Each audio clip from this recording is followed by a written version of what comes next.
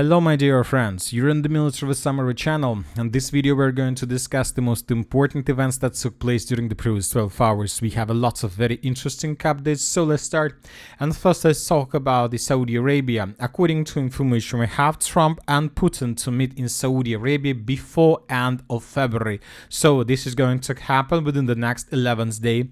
Another important statement, according to information we have, negotiations on Ukraine with the participation of the Russian official delegation are to take place tomorrow in Saudi Arabia on the 18th of February.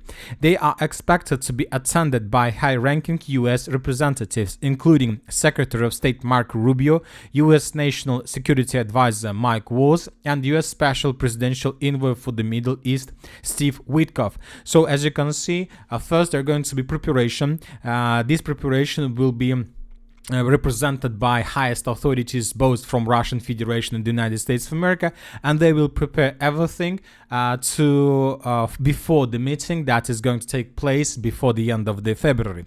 Furthermore, we have another very important event. According to information we have, Zelensky arrived in the United Arab Emirates. He said that he would discuss the release of Ukrainian prisoners there. At the same time, the president's office stated that it would not take part in this negotiation. This is very interesting because some sources are saying that he came to the United Arab Emirates with the purpose just to wait.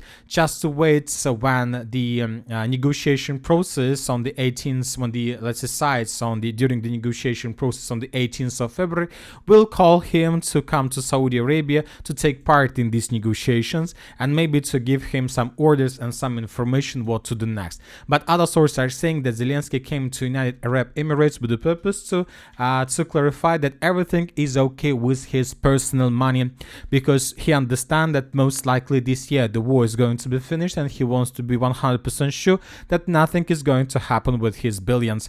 Now let's discuss additional information from Ukraine, because we have a lot of very interesting updates. According to information we have, this year they're going to be the election process. For example, Ukraine former President Poroshenko, as a part of his media campaign, has decided to announce when elections will be held in Ukraine. According to him, the president elections in Ukraine will take place on October 26th of 2025. So Zelensky understands that most likely he will lose this election process. So that's why it's better to start taking care about his money right now, to understand where are his money, where maybe he needs to transfer them, how to save them, and how not to allow anybody to steal his money. So this is most likely the situation that is taking place right now between Zelensky, his money, Ukraine, and the rest of the world. Another important statement is coming from Russia. According to information we have, Russia will consider Ukraine's lack of sovereignty in future talks. Russia will take into account Ukraine's lack of sovereignty and its unwillingness to stand by its commitments in any future negotiations on the conflict, Kremlin spokesman Dmitry Peskov said. Very interesting updates are coming from the United States of America, because Donald Trump made his own statements about the situation. Zelensky to take part in peace talks between Russia and the US. Trump does not agree that Russia poses a threat to NATO. No, I do not agree, not even a little bit. Trump expects to meet with Putin in Saudi Arabia very soon.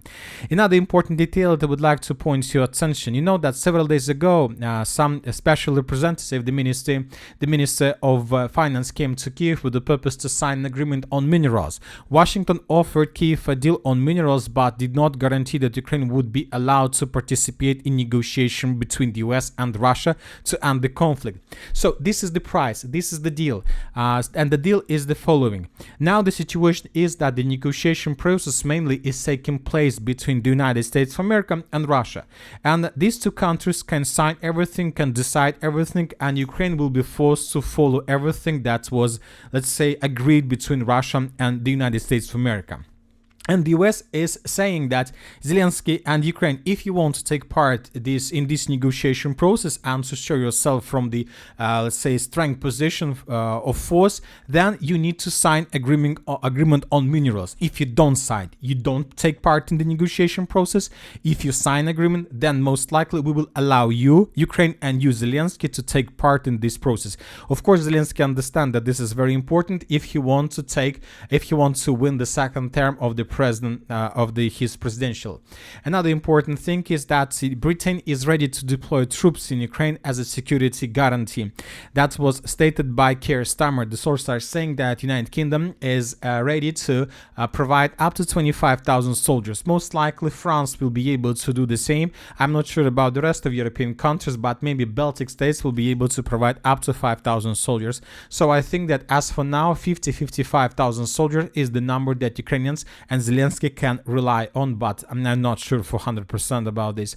Now let's discuss the situation on the ground. During the previous night, the Russians attacked Nikolaev with drones of type Geraň, and in this video we can see how the Russians were bombing and attacking the power plant, and as a result of several explosions, the power plant was completely destroyed, and currently there is a blackout in this area. The situation is getting critical before the beginning of the negotiation process. We understand that the Russians want to get as much as possible. As for the South Donetsk and Kurakhova direction, during the previous 24 hours, the Russians managed to improve their position significantly. According to different sources, the Russians, as a result of offensive, managed to establish complete control over the settlement by the name of Novosilovka. And this is obviously a complete disaster for the armed forces of Ukraine, because the Russians are able now to advance further in the northern direction with the purpose to attack Vilna Pole and Privilne. Furthermore, this night we got geolocation published by the Ukrainian side. In this video that was published by 110th Mechanized Brigade, we can see probably 2 or 3 waves of attack from the Russian side from the settlement of Velika Novoselka in the direction of the settlement of Novocheritovata. There are, as I told you, in this video there were lots of waves of attack, lots of clashes, lots of explosions, and there were several episodes that were geolocated. One of the episodes was geolocated here, one of the episodes was geolocated here, and based on this video we have adjusted the map. Basically, we have colored the contested area into the area of Russian control. So this is the situation in the area of Velika Novoselka. We see that the Russians continue advancing, and most likely the Russians managed to cross the river of Mokry Yaly, and the sources are saying that there are very heavy clashes already in the territory of Novocheritovata. And now from this perspective, we see what the Russians are planning to do. Basically, they want to take this territory in pincers to encircle the Ukrainians and to force them to fall back. Now let's move further and let's discuss the situation in the Andreevka fortified area pocket. As you can see, we have during the previous night we got geolocations that confirm Russian breakthrough in this area. Both videos were published by the Ukrainian side. For example, in this video we can see how the Ukrainians were bombing and attacking the Russian convoys that were moving and heading towards the settlement of Constantinople. Luckily, the Ukrainians indeed managed to destroy lots of Russian vehicles and equipment, but despite losses, the Russians managed to enter this territory, and the Russians, the most important, managed to enter the southeastern part of Ulakli. So both territories were considered as a gray zone or contested area, and now we have no doubts, we have geolocations that confirm that the Russians managed to enter this territory. As for the beginning of the 17th of February, we still haven't received even a single confirmation that the Russians managed to clear this pocket. Most likely there are still Ukrainian soldiers inside of there. Furthermore, during the previous night, we got another video that was published by the 46th Air Mobile Brigade of the Armored Forces of Ukraine of how they were bombing and attacking the Russian units in the northern part of Andreevka. Based on this video, we have adjusted the map. One of the geolocation took place exactly here. In this place, the Ukrainians were attacking the Russian units. So once again, the same story as with the pocket. The territory used to be considered as a contested area. Now we have colored this territory in Russian favor. The situation for the Ukrainians, as you can see, is getting very, very critical. And furthermore, we have another adjustments on map a little bit further to the north in the vicinity of Yasenevo. The Ukrainian sources published the video how they were attacking the Russian soldiers in this area with FPV drones. Based on this video, we have adjusted these two blocks in Russian favor. We see that the Russians are moving using the broad front line attack. Today the Russians will continue. The weather is good for further offensive operation. Furthermore, according to information we have, this week and maybe the next week, the temperature is going to be much more below zero, which is very good for Russian offensive operations. Now let's move further. Very interesting updates we received today from the Chasov Yar, from the Konstantinovka direction.